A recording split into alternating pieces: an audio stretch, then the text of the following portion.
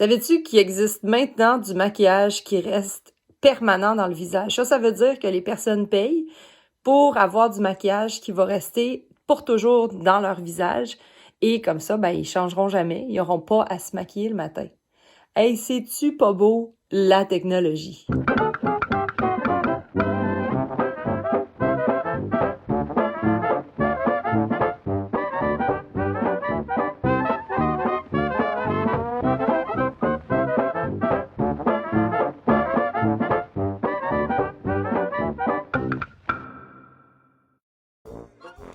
Yo, salut!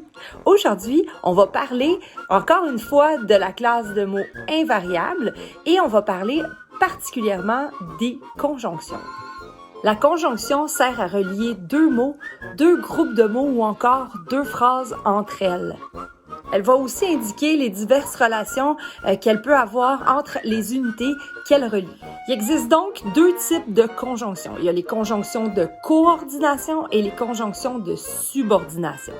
Je peux prendre par exemple la phrase « Jean est vieux et sage ». Le « et » ici relie deux adjectifs ensemble, vieux et sage. Le « et » est donc une conjonction de coordination. Inquiète-toi pas, je vais tout expliquer ça tantôt. Dans le prochain exemple, tu vas voir que le QU apostrophe de la phrase va relier entre elles la phrase principale avec la subordonnée.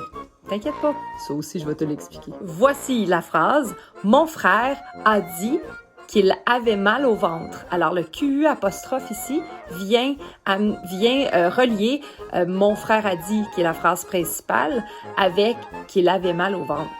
Quand on parle de conjonction de coordination, on a le mot coordonner. Coordonner, c'est de mettre en relation des choses, de faire de l'ordre, de venir mettre du sens dans la phrase en ayant justement ce petit mot qui vient coordonner le tout, qui vient relier le tout ensemble. Alors, la conjonction de coordination vient relier deux unités syntaxiques. Qu'est-ce que ça veut dire? En gros, c'est que ça vient relier deux mots, deux groupes de mots ou encore deux bouts de phrases ensemble pour donner du sens, pour coordonner la phrase. Petit truc mémotechnique, t'es prêt pour retenir les conjonctions de coordination qu'on voit beaucoup quand tu lis un texte ou quand tu écris. Le voici, je te le présente à l'instant.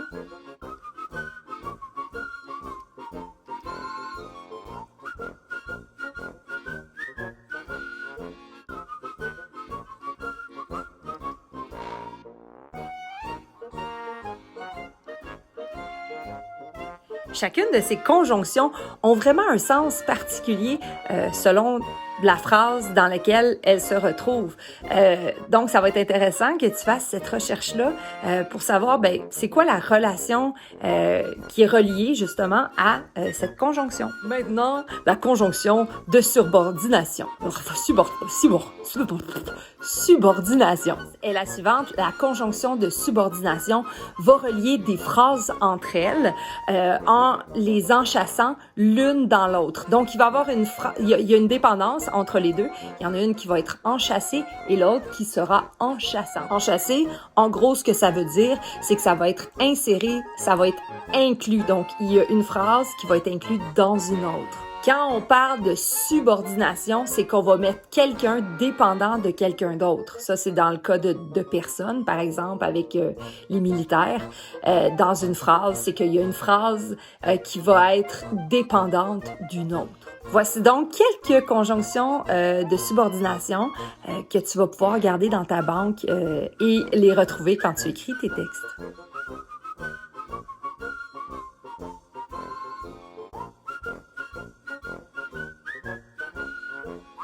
Si jamais t'as pas tout saisi ce que je t'ai parlé en ce moment sur les conjonctions, fais-toi-en pas avec ça. Va sur Alloprof, t'as tout ce dont tu as besoin pour mieux comprendre cette notion-là. Il y a des exercices, encore une fois, il y a différentes choses pour t'aider à mieux saisir la notion.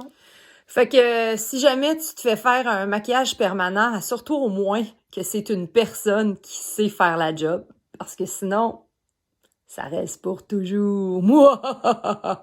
Hey! Bonne semaine tout le monde. Je vais aller m'enlever ça. Je te souhaite une belle semaine. Bye!